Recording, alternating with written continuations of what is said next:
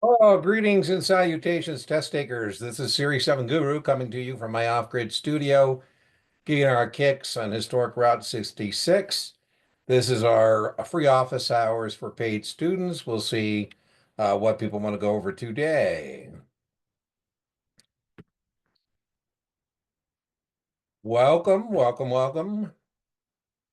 The way we go over our office hours, just put in the chat anything you'd like to discuss.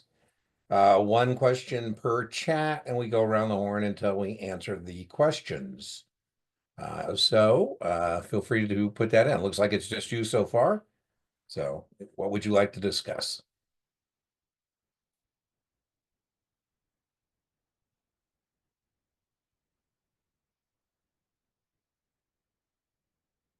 You have nothing to discuss? You have nothing to discuss? That'll be good for me. We'll call it a day and I'll see you for the next office hour.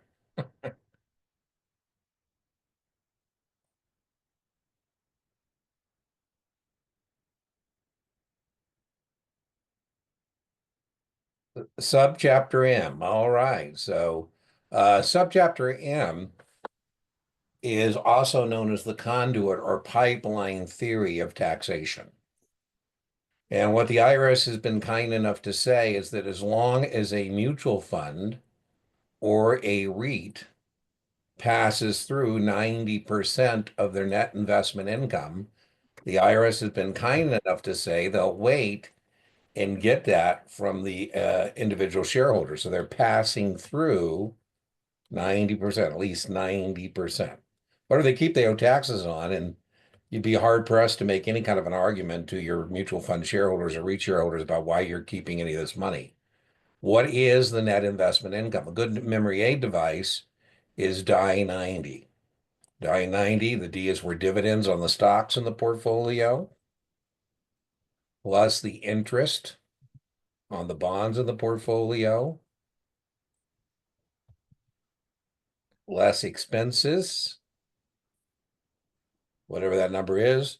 Most mutual funds, like I said, do much better. They do get close to 99 to 100, whatever the case may be.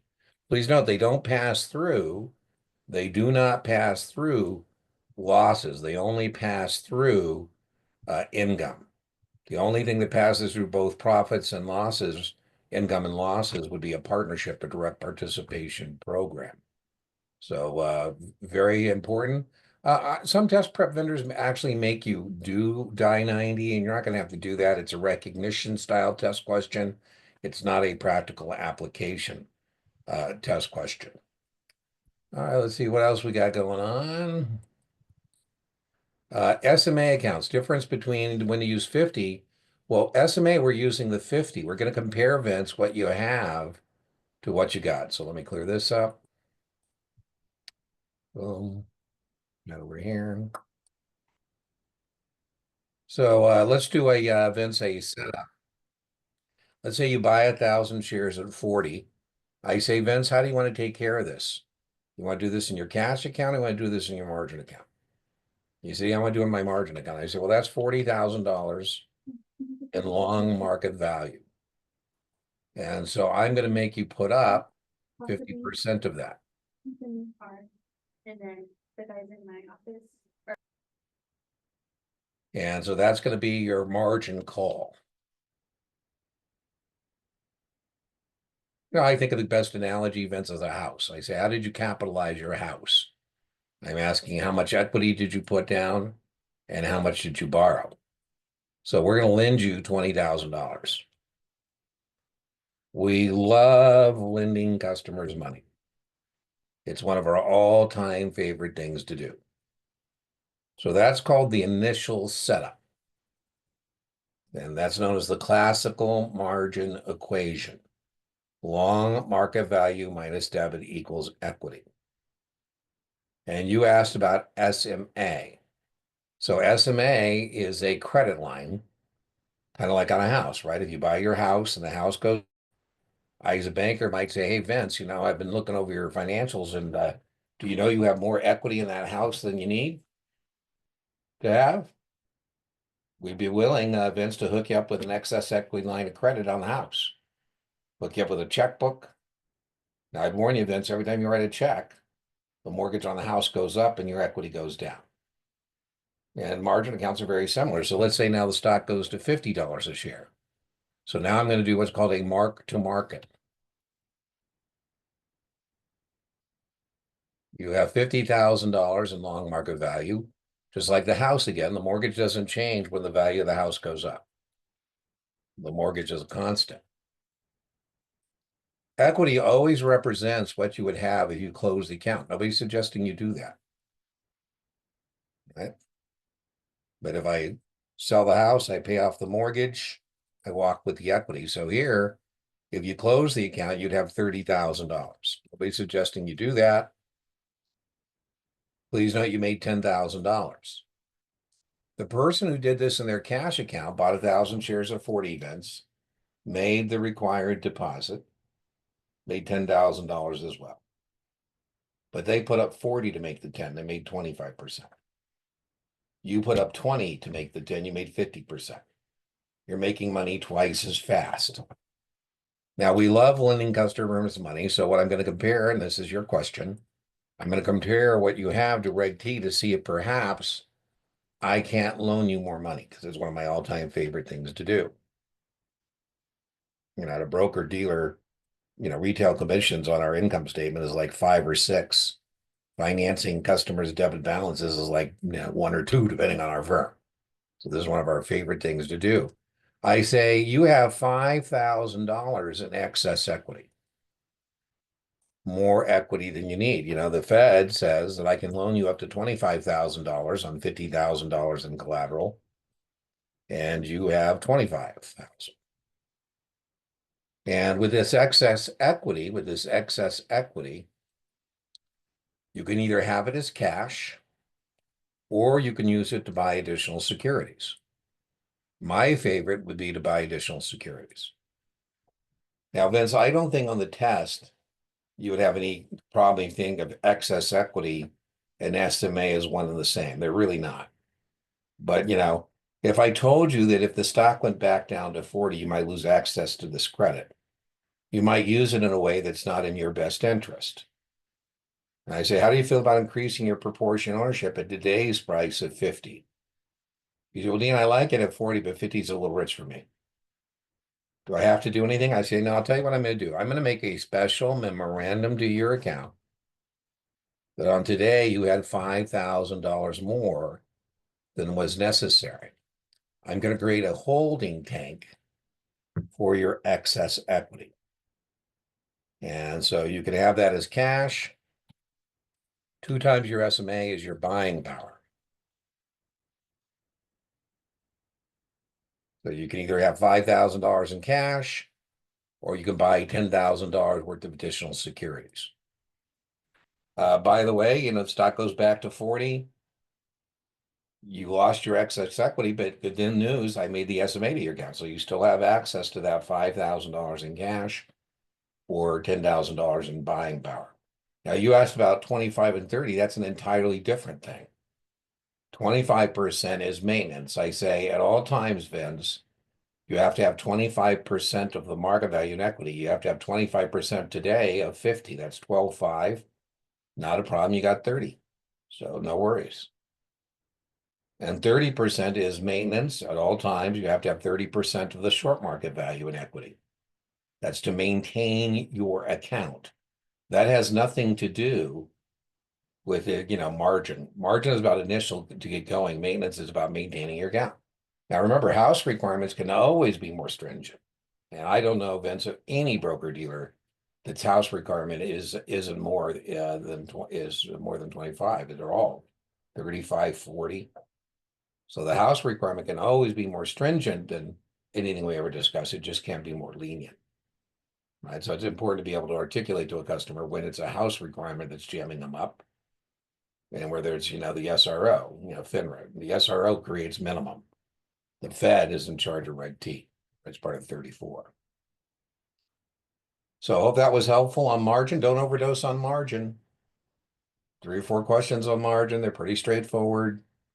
I had somebody that want to spend a lot of time on tutoring on margin. I say, hey, it's your money, but it's, there's other more target rich environments on the exam. I just put up I think a coaching call on margin. And, the documentation, I also have all, search bar, you can put margin and all kinds of things will come up, but documentation for sure, the $2,000 for sure, the 25 and 30, it's recognition mostly. We don't know what it'll be, so. All right, what's next? Took the SIE, got a 65. Ugh, got very low in capital markets and wanted to help understanding prime brokers. Okay, so prime brokers. Nobody has a monopoly on good ideas. So one institutional brokerage firm is called BTIG. And BTIG calls me and I'm a hedge fund, Anvil Rock Management, for example. And I say to BTIG, I say, listen, if you have a good idea and you present it to me, I will execute through you. And that's how you get paid, right? You get paid a commission or a markup or markdown. But don't kid yourself, I trade all over town and I don't want to have 20 different accounts at 20 different broker dealers and get 20 different sets of statements. So my prime broker provides me with financing and custody. And so I'll say to BTIG, my prime broker is Goldman Sachs. So I want you to clear that trade with Goldman Sachs. And so I am monogamous about getting one set of statements, right? They're providing financing. My margin, Vince, is coming through Goldman Sachs, not all these other brokers I'm doing out of town. Maybe I'm doing business with UBS and maybe I'm doing business with Morgan Stanley, right? But I'm telling them to settle up with my prime broker, which in this example is Goldman Sachs. So prime brokers are used by institutional investors like hedge funds to provide centralized financing and custody. The advantage they have to using a prime broker is I get one set of statements instead of, in this example, right, having 4 different accounts with 4 different broker dealers who are going to be, sending me stuff. And by the way, the other advantage to this, not testable, but the other advantage to this is if BTIG doesn't do a good job on the buy side, Vince, they won't see the sell side. Right. I had Abby, I had a guy who used a prime broker, and it was kind of funny because I don't, I'm dating myself, back in the day, long ago in a far off galaxy, people didn't have quote machines. The broker had the quote machine. The way you would get quotes is to call your broker and say, I'd like to go through my stocks today.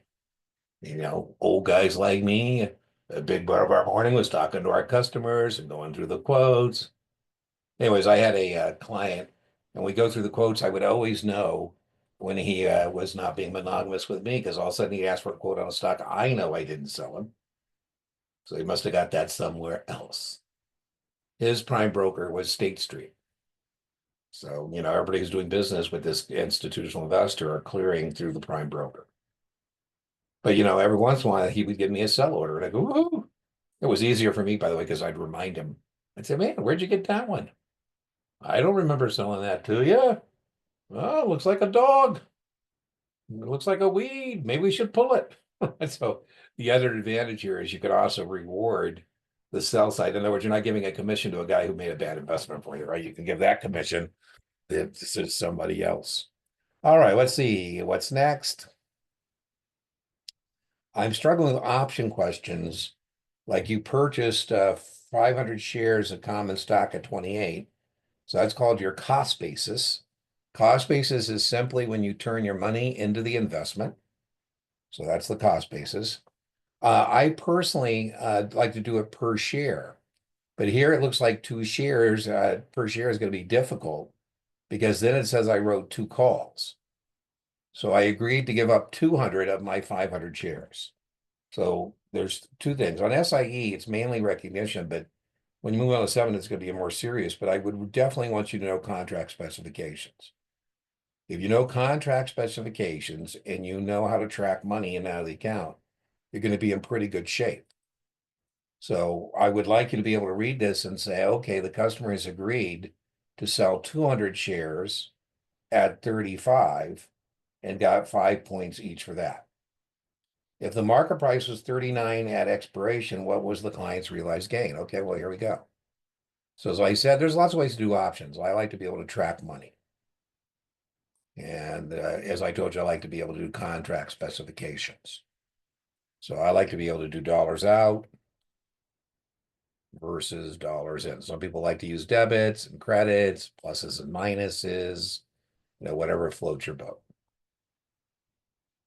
And so now I'm going to track this money.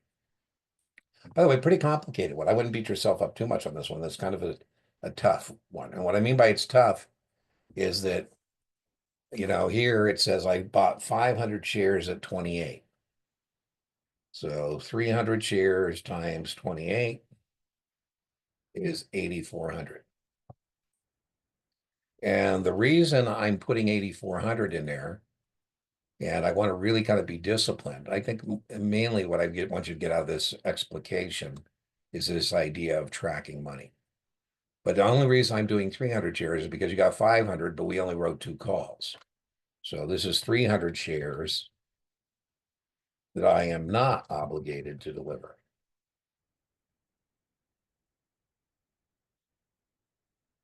All right, boom. Let me make that smaller. And now I'm going to put the other 200 shares, which I have said I would deliver, right? So now I'm going to take 200 shares times 28. Those are, if I were your margin clerk, Vince, I'd say, well, listen, you can't do anything with those shares because you actually said you would deliver those shares. So that's the 200 shares at 28 that you've actually written a covered call on. So I got that in there. Boom. And then I'm going to say covers the 2 calls. By the way, I think this is a real tough one for SIE. I mean, oof. Every question is only worth 1 point, but boy, if you got this right, I would probably give you 2 or 3 points. I'd say, man, that's pretty impressive. All right, and it says I wrote 2 October 35 calls at 5. So that means I brought in $1,000 there. How am I getting the $1,000? Right? Each contract governs 100 shares. So 2 times 5 times 100, that's called the multiplier. Right? 2 contracts, 5 points is the premium, and each of those contracts governs 100 shares. So you could take 2 times 100 times 5, however you want to get there. So that's 1,000. By the way, very much like margin, Vince, you notice that, whoa, geez, I hope I didn't go bye-bye. Very much like margin, that almost always, margin and options both require a setup. A setup, right? And this is a lot of work. We haven't done even answered the question yet. We're still working on our setup. Well, a lot of setup here. Okay, so now they tell me that the stock is 39. And that is the current market price of the stock. And I like to put my strike somewhere in the neighborhood there. I like to put it either above or below. And so now I should know that I'm going to get assigned. I'm going to get called away on the 200 shares. Oh, it is for the Series 7? Well, that's good to know. Because this is, this would be a face of death draw on an SIE, I'd think. To be honest with you, if you got this one even on a 7, I would like you to have a margin of safety. A margin of safety means you could just guess B on this one, assign the universe, and make it up elsewhere. Because this is a lot of work to get, to get an answer. Okay, so I should know that if at expiration, boy, a lot going on this question. T. There are 3 things that can happen to an option contract. An option contract can be traded. An option contract can be exercised. An option contract can expire. And so I'm under no obligation to tell you what happens to a 35 call at expiration if the stock's 39. You should know that a 35 call is going to get exercised.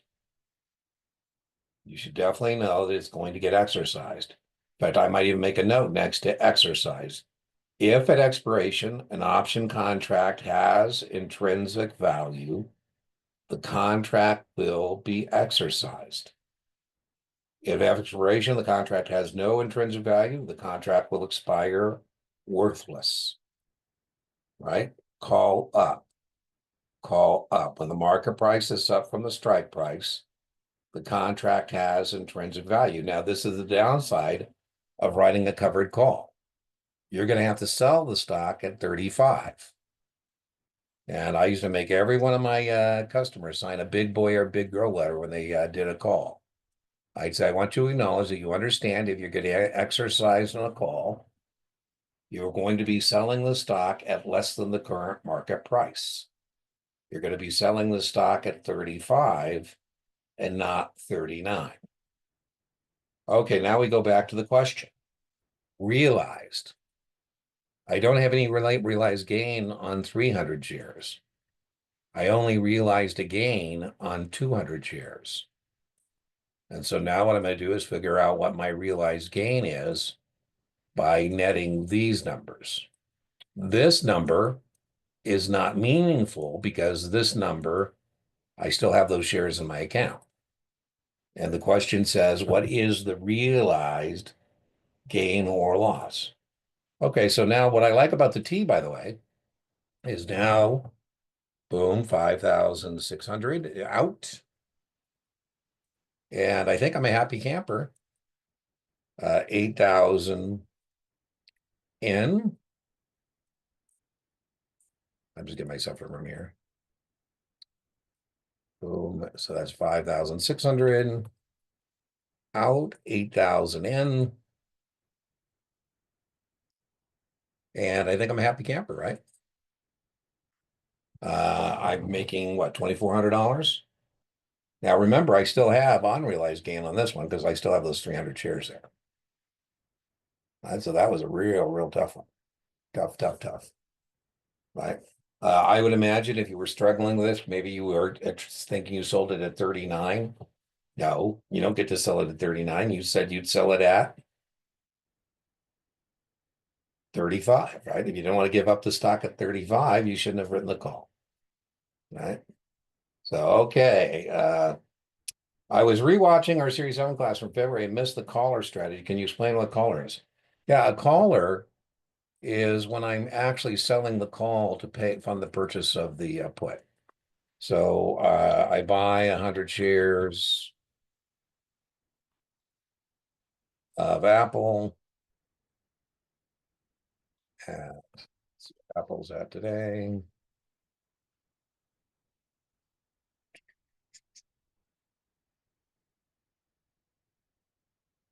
$212.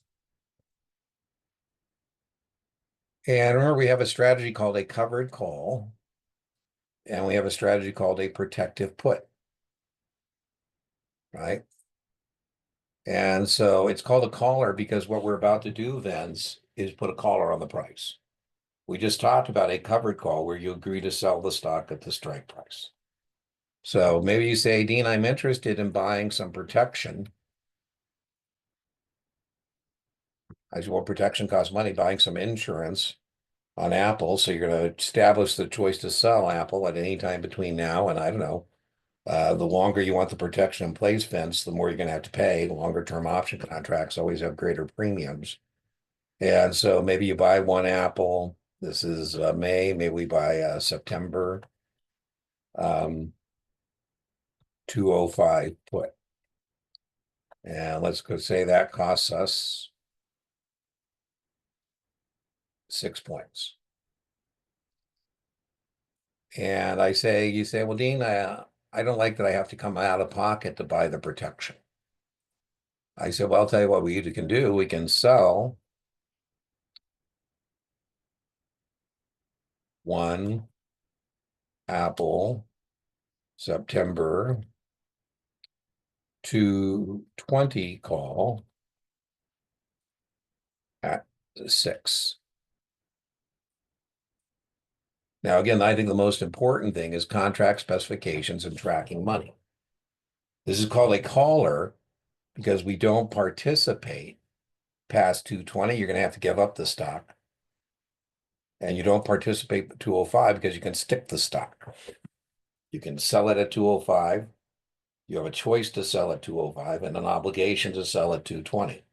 So that's why it's called a caller. This, by the way, Vince, is a cashless caller because it's not costing us any money to buy the put. So again, how would our setup look like? Well, here's what we paid for the Apple.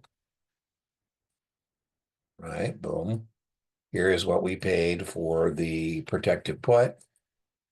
Here's what we brought in for the call. By the way, in terms of mechanics, please note I'm putting them all on different lines. And the reason in my T I'm putting them all on different lines because it helps me if I have to close all this out, right? I know I'm going to close it out this way, right? So that's why I'm putting on different lines. And then the break even would be the number that makes the columns balance, which is in this case 212, right?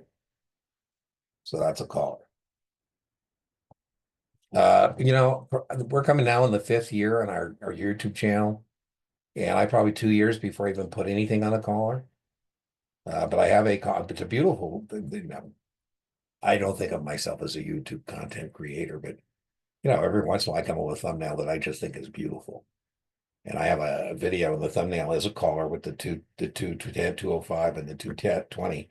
So you could put a caller into the channel search bar, and there's a video where you can watch me go over this at a little more length. All right, what else? We got anything else? Is that it for today? Okay, well, if nothing else, remember, once we do a free office hour for paid students, then we put up another one. So I don't know if there's one up already.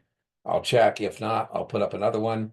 And like I say, you're welcome to join us for those. Is this a Kaplan Vince QID for Series 7? That is. Okay, let me bring up the Kaplan Q Bank. Boom, boom, boom. Boom, boom. And I had another one, but I solved it on your YouTube channel. Oh, okay. Yeah, same thing on the QIDs. Every once in a while, people don't realize they're asking me to do a question that there's already a video on. Maybe it makes you feel good that you're struggling with the same kind of a question somebody else is struggling with. Definitely. By the way, if you're watching the video replay of our office hour and you don't have a Kaplan Q Bank, I highly recommend it as a paid supplement. For that commercial, Kaplan allows me to show others Kaplan content like this. Hold on, let me go grab you guys again. Boom, boom, boom. Exciting news, Dean, after passing the 63. Yeah, I told you you're one of my favorites. I thought that was so cool. I got a job at Fidelity. Oh, fantastic. Fidelity is a great firm. You could build your entire career there. And even if you don't, yeah, having that on your resume will help.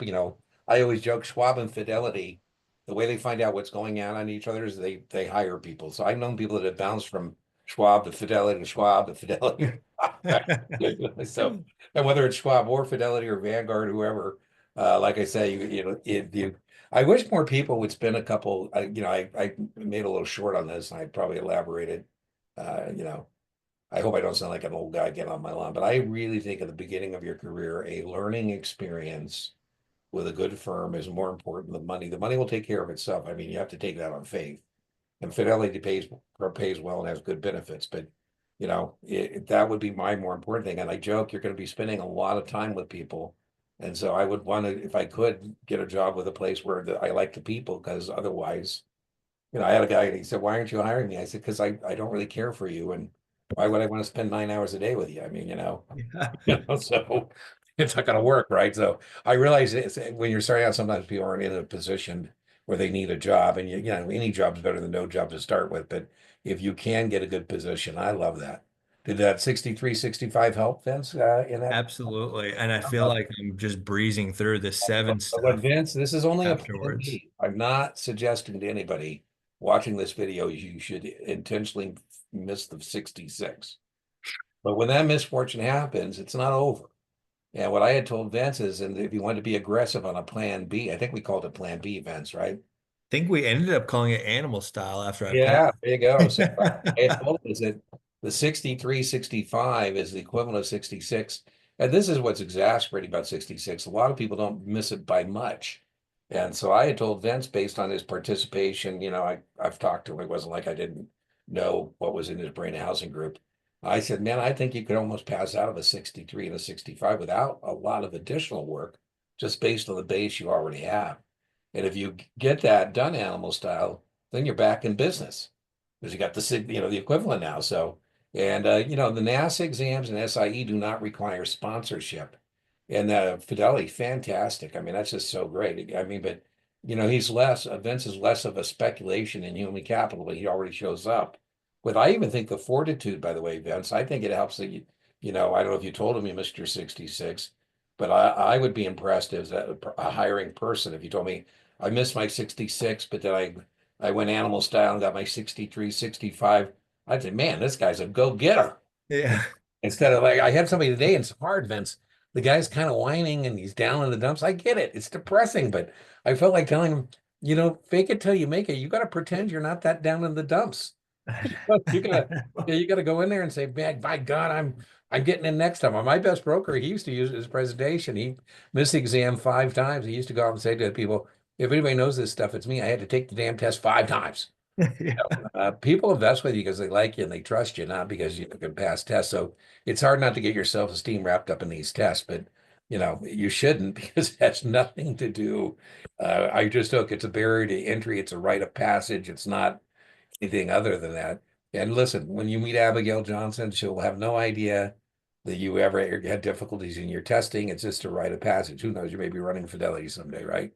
And then you can tell the baby brokers, yeah, I missed my mark on my test. One of your customers exercise a put. Again, here we go. I like this contract specifications. And again, this is one that people get hung up with a lot. The puts. Right. So if I exercise a put, that means I have exercising my choice to sell at the strike price. So that's what that means in plain English. So I joke, it's kind of like learning a foreign language, right? They say when you dream the foreign language, that's when you know the foreign language. Right. So I guess when you have your first Series 7 dream, woohoo. Right. So first you got to get comfortable with the question. The stock is in the customer's account. Okay, so that means as a margin clerk, I'm not worried about delivering the stock because it's in your account. And your firm makes timely delivery. Okay. The proceeds from the sale of the stock will be paid to your firm they're just asking you like I think an OCC here would be a good miss because they're their issuer and guarantor. But remember, your exercise notice goes to the OCC, who then assigns a test question randomly to a broker dealer that has a customer who's short that particular contract, that series. That firm is going to do it random, FIFO, or another fair method. That is why the answer is A. Did you miss this with C, Vince? That would have been a good miss. I think so. Yeah, I think that's a good miss. The OCC is definitely testable. They are the issuer and guarantor of all options. They assign exercise notices randomly. So, Merrill says YS, OCC is random. Random. Then Merrill has to decide who's got to pay for the stock, right? Because the short put guy is the guy who's got to pay the cash equal to the aggregate exercise price. And so this is a guy who's going to get a call from his broker dealer saying, hey, that put you wrote, you got exercised. You got to sign. Oh, I choose not to. That's where you're confused, right? So the answer here is A. I think that's a tough one. Can you do this Kaplan question? Bond pays interest J and J. Yeah, let me get the whiteboard. Boom, boom, boom.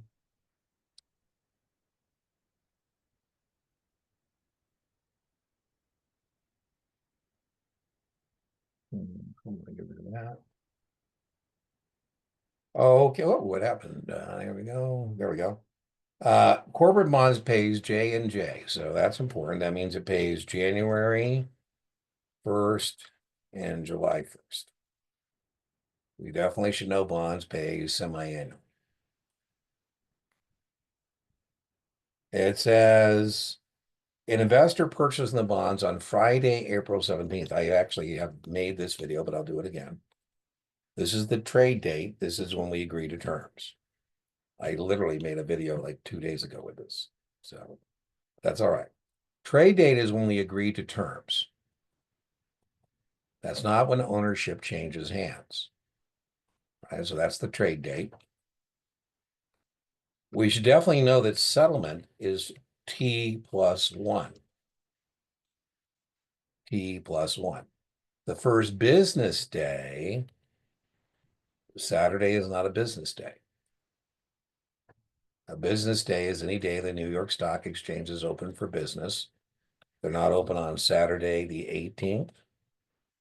They're not open on Sunday, the 19th. So the first business day is going to be Monday. This is called settlement date. Settlement is when ownership changes hands. And that's when they become your bonds. Trade day, we agree to terms. Settlement date is when it changes hands. So it changes hands on Monday, April 20th. I like to take the seller's perspective. And I say, Abby, on July 1st, if you're the buyer, you're going to get a check on July 1st that represents the interest for the entire 6-month time frame. And these bonds weren't yours for the entire 6-month time frame. These were my bonds for all of January, all of February, all of March, and part of April. And she says, well, Dean, when I get the check, I'll send you your pro rata share. I say no. I say, this is not a relationship. This is a transaction. Why don't we right now figure out how much of that money belongs to me? That way you can get on with your life. I can get on with my life.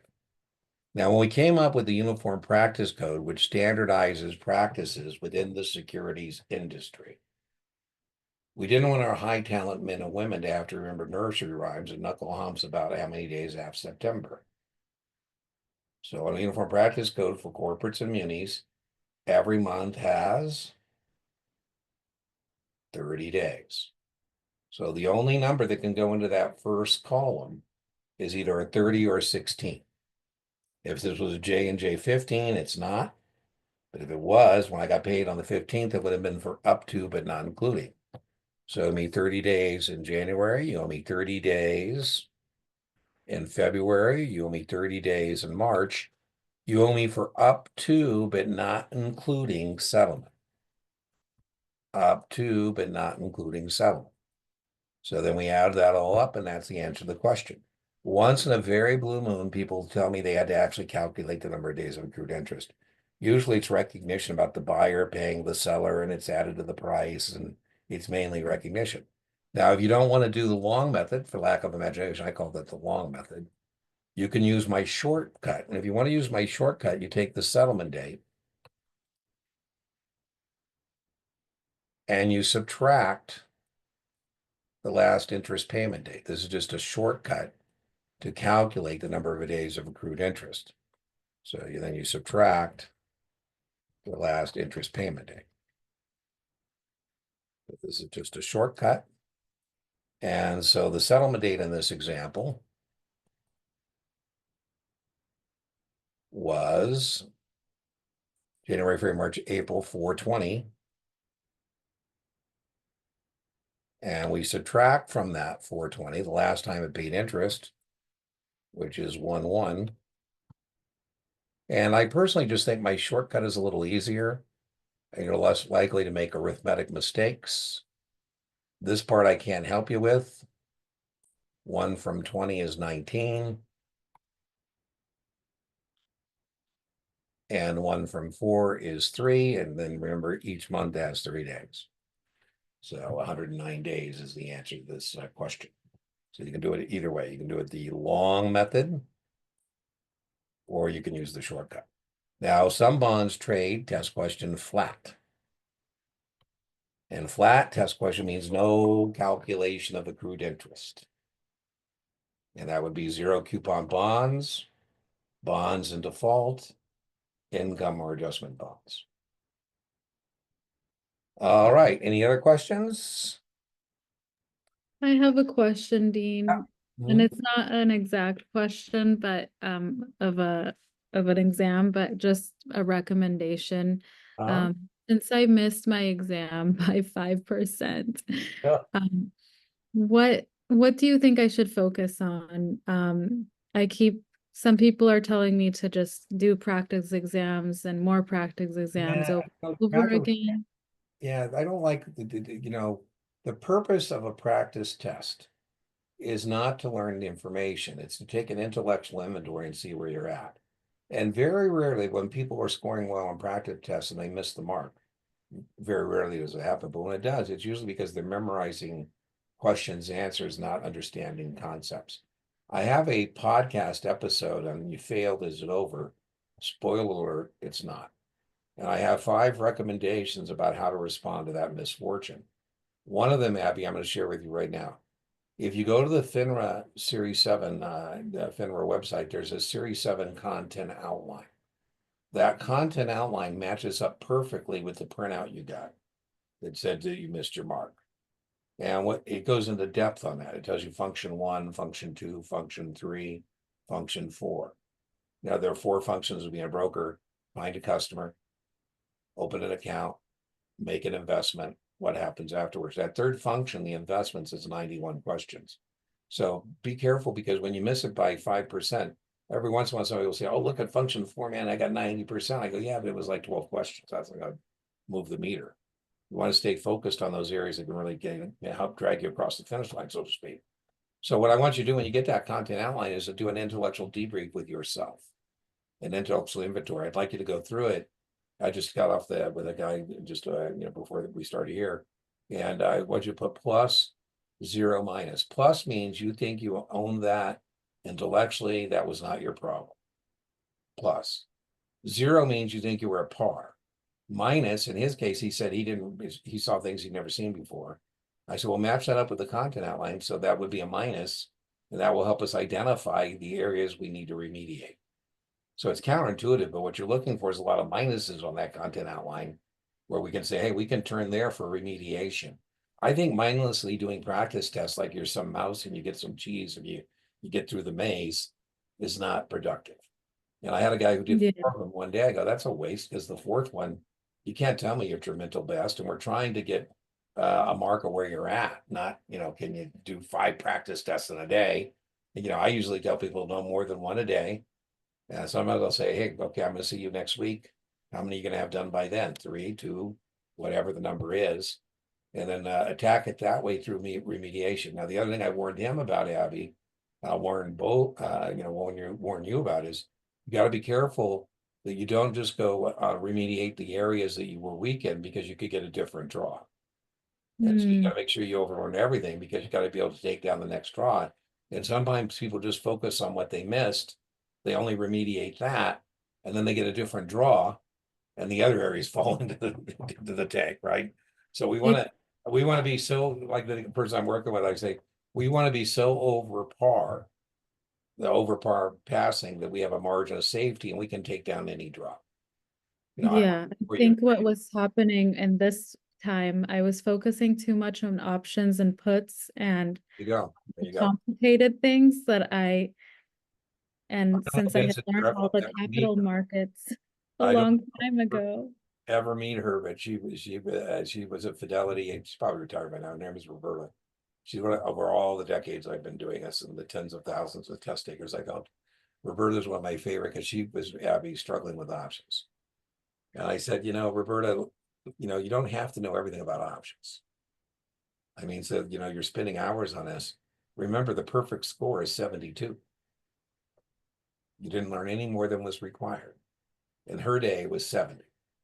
So 70 was the perfect score. I said, so listen, get all the options questions that you can get that require no analytical prowess, like the OCC's the issuer and guarantor. They do it randomly. The option agreement has to be back in 15 days. Options expire 11/59. Of the 20 questions, maybe over half of them aren't going to have anything to do with like understanding an advanced option strategy. Yeah. And I said, you're really solid on everything else. So, at some point we got to choose our spots, and maybe we just choose that we're going to try and learn 72% of this content with 100% accuracy. And she passed. She got a 72, 70 in her day, perfect score. In those days, they gave you the score if you passed too, and she didn't learn any more than was required. So she told me she went back to Fidelity and was teasing people, I got the perfect score. And they go, you got 100? No, I got a 70. I maximized my study effort. I didn't learn any more than was required. Now, people take exception to what I'm about to say, Abby, and Vince is proof of this, right? I think most of us in the securities industry prefer a guy like Vince, who, misses his mark, responds with some resiliency, doesn't even wait around, comes back, and then a guy who gets over a 90. And as I'm not joking, I would joke, if you got over a 90, you work for me. One of the reasons I don't think we give scores anymore. I'd say, listen, I think I should just fire you now. I mean, how am I going to supervise you if you're smarter than me? You're always going to be one step ahead, and all you've really proven is you're a bigger jerk as the person who wrote the test. I'm not really sure I want that. Now, maybe you're in a back office function or you're, an investment portfolio guy, maybe that's okay. But for most of us, the high score is actually a negative on how you're going to do in the securities industries, right? So I think you just got to know it's part of the process, right? I was trying to articulate that guy who's down on himself. We're doing our live stream tonight. We have these office hours. We have a jam session. You're not alone. And, I don't know this guy well enough in social media to say, you need to find a tribe, find some people who are in similar situation, who have a similar goal. This is not a time to, get weak.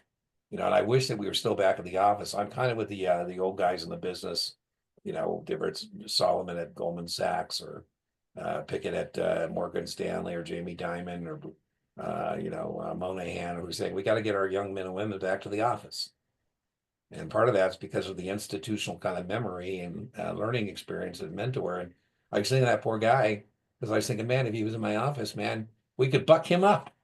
I'd say, listen, let's go to the bar and get you a cocktail and, whatever your way of bucking somebody up is, take them to lunch or, but I feel bad. No, the response is not, I'm giving up. That is not the right response, right? The response is, hey, I'm going to go slay that dragon, right? So anyways, I felt really bad for him because I just think he didn't have enough support network, and it's tough. Some of us are blessed to have people who are supportive and helping us, and some of us are not so fortunate, right? We are on our own. So, I was joking with I called her a super mom. She's got a husband and 4 kids, and I've had single moms, but the idea that she is going to be able to carve out the time with all those other things, and she took exception to what I said. I called these things distractions. So they're not distractions. I don't mean not people that you don't love. I just mean people that we need to say, hey, can you give me a little space right now so I can get my studying done, right? So anyways, I hope that's helpful. I would Thank recommend that intellectual inventory. You do want to give some thought to what you did, and so you can do something different too, right? So that I call that the debrief with yourself. Like, okay, what I should have done that I didn't do? Sometimes, by the way, Abby, it is people who just did practice tests and they didn't read the book and they didn't watch videos. They didn't supplement with stuff. So, give some thought to what that is for you. What improvements, what tweaks can I make to what I did that would find me some more points or make my life a little easier in executing my study plan? And Abby, it's hard to believe, but you can work too hard and you can burn yourself out. And I just got out with that guy today and I said, listen, as your tutor, I don't want you to try and do this 10 hours a day. It's impossible. I said, you need to do study blocks of 90 minutes with a 30-minute break. If you do 4 of those a day as a full-time studier, that's 6 hours of study. That's an 8-hour day, and that's enough. And then I said, you got to give yourself one day off, whether it's a Saturday or Sunday or Monday, Friday. In his case, he said he has to work sometimes. I go, well, just do your normal work gig on Monday or Friday, either Monday to recover from your weekend or, Friday to go into your weekend strong, but you got to pace yourself. How about for me? I'm a full-time worker and I'm trying to, That's yeah. tough. What So I how many hours would you recommend for me? well, Because I got this can, everybody's life is different, but I tried to get him to commit to a 90-minute study block in the morning because mornings are better before the energy vampires get to you. Right. So in his case, I said, what time, I have to be careful because I think sometimes people think I'm stalking them and I'm not. I'm just like, I'm not asking about your wife and your kids and all that because stalking you. I'm just trying to figure out where we're going to find these study blocks. In yeah. his case, I said, well, what time you get to work? 8. Okay, what's your commute? He said it's 10 minutes. I go, wow, wonderful. So 7:30 minus 90, can you give me 6 a.m. to 7:30? That's a 90-minute study block. We do that every day. Mornings are better. And if you can try in the evenings, it's tough when you're a full-time person because, you get tired. I mean, I've been waking up at 4 or 5 in the oh, there you morning. go, maybe two It's study like, blocks. Maybe two.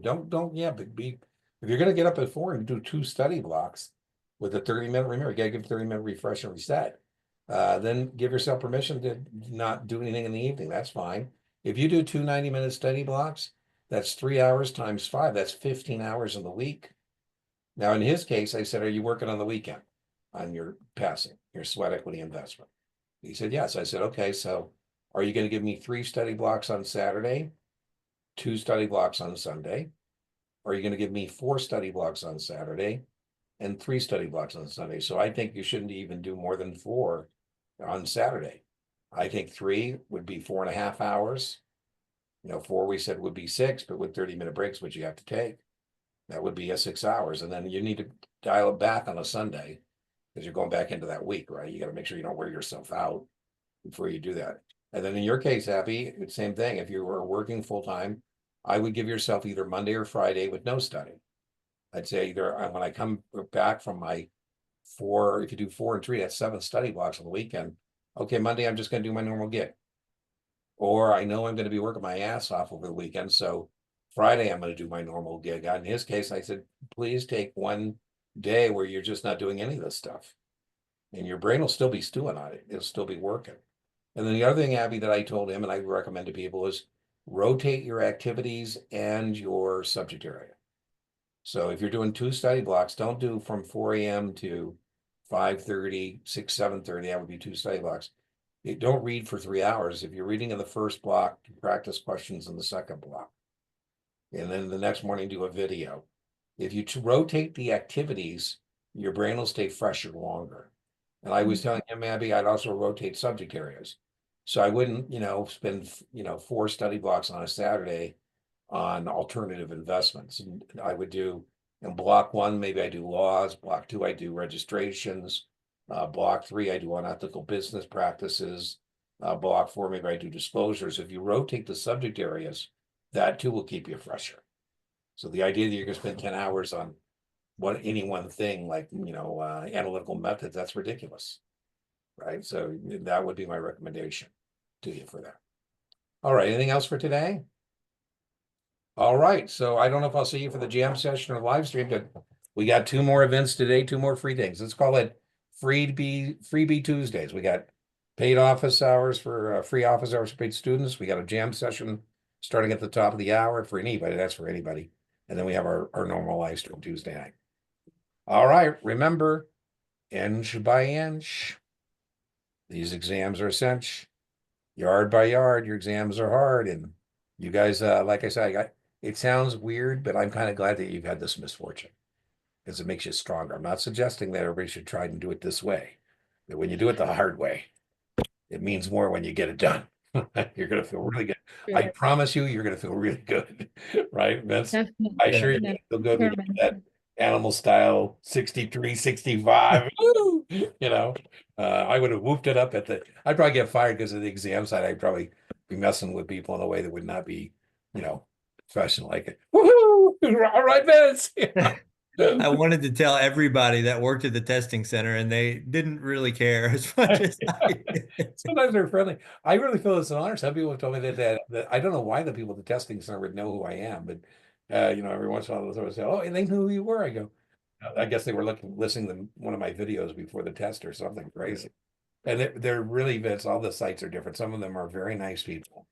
I joke some of them are Nazis. I mean, they're really rude. The one in Dallas is tough. They're not very nice. And the one in Irving here, mid cities they're nice there. As I said, you don't want to let anybody steal your cheese. So you just got to go with the flow. Yeah, definitely. Okay. I'll see you guys for the next Thanks, session. Dean. I see you. You bet. Appreciate Thank you, Okay. Dean. All right. Bye-bye. Bye-bye.